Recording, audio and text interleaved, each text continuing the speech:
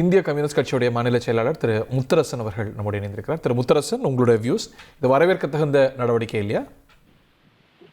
வணக்கம். ஜாதிவாரி கணக்கெடுப்பு நடத்த வேண்டும் என்று தொடர்ச்சியாக எல்லோரும் வற்புறுத்தி இருக்கிறோம். இப்போ ரவிக்குமார் சொன்னது மாதிரி தமிழ்நாட்டில் இருக்கிற அனைத்து கட்சிகளும் அதை வலியுறுத்தி இருக்கிறோம். அகில இந்தியாவில் இடதுசாரி கட்சிகள் அதை தொடர்ந்து வலியுறுத்தி இருக்கிறோம். காங்கிரஸ் வலியுறுத்தி இருக்கிறது. பொதுவாக இந்தியா கூட்டணி உள்ள கட்சிகள் அகில இந்தியாவில் வலியுறுத்தி இருக்கிறது என்பது எல்லோருக்கும் தெரியும். அதுக்கு ஒரு நோக்கம் இருக்கிறது.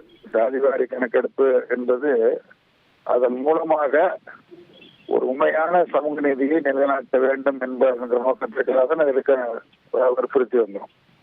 இது இல்லாத சூழலில் ஒன்றிய பாஜக அரசு முற்படுத்தப்பட்ட பகுதியினருக்கு 10% இடஒதுக்கீடு அளித்ததை எல்லோரும் அறிவார்கள். எந்த அடிப்படையில் அவ்வாறு அளிக்கப்பட்டது என்பது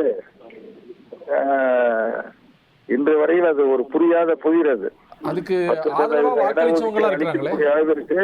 உங்க சக கம்யூனிஸ்ட் கட்சி எல்லாம் செஞ்சுச்சுல்ல, அதில் யார் யாரெல்லாம் ஆதரிச்சு வாக்களிச்சாங்கிறதையும் சேர்த்து பார்க்கணும்ல. அதான் அந்த முற்படுத்தப்பட்ட பகுதியினருக்கு இடஒதுக்கீடு பண்ணத எந்த அடிப்படையில இன்ன வரைக்கும் அது விளக்கம் இல்லை. அந்த அளவுக்கு மக்கள் தொகை இருக்காங்களா என்னங்கிறது இல்லை. மொத்தத்துல அது ஒரு தவறான முடிவுன்னு வச்சுங்க. அப்ப இந்த அடிப்படையில அதனாலதான் ஜாதி வாரியாக கணக்கெடுப்பு நடத்த வேண்டும் என்று தொடர்ந்து வலியுறுத்தணும். மத்திய அமைச்சரவை இன்றைக்கு ஒப்புதல் அளித்திருக்கிறது மகிழ்ச்சி. ஆனா அது எதுவும் காலை வரையறை இருக்கிறதா இல்லது ஒரு தீர்மானத்தோட நடத்த போறோம்ன்றாங்க. அதுதானே பிராக்டிக்கல். சென்சஸோட சேர்த்து நடத்த போறோங்கிறாங்க. அதுதானே யதார்த்தம். அப்படிதானே செய்ய முடியும். அப்படிதான் செய்ய முடியும். தனியா செய்ய முடியாது. இதை தனியா செய்ய வேண்டிய அவசியமும் கிடையாது. மக்கள் தொகை சென்சஸ் எடுக்கிற பொழுது அதோட சேர்த்தா இதையும் எடுக்க வேண்டாம். அதை காலதாமதம் இல்லாமல் எடுத்து சமூக நீதிகளை நிலைநாட்டுவதற்குரிய நடவடிக்கைகளை ஒன்றிய அரசு மேற்கொள்ள இப்போ முடிவெடுத்ததை நல்ல விஷயம், வரவேற்கிறோம். அவ்வளவுதான். நன்றி திரு முத்தரசன். Thank you very much.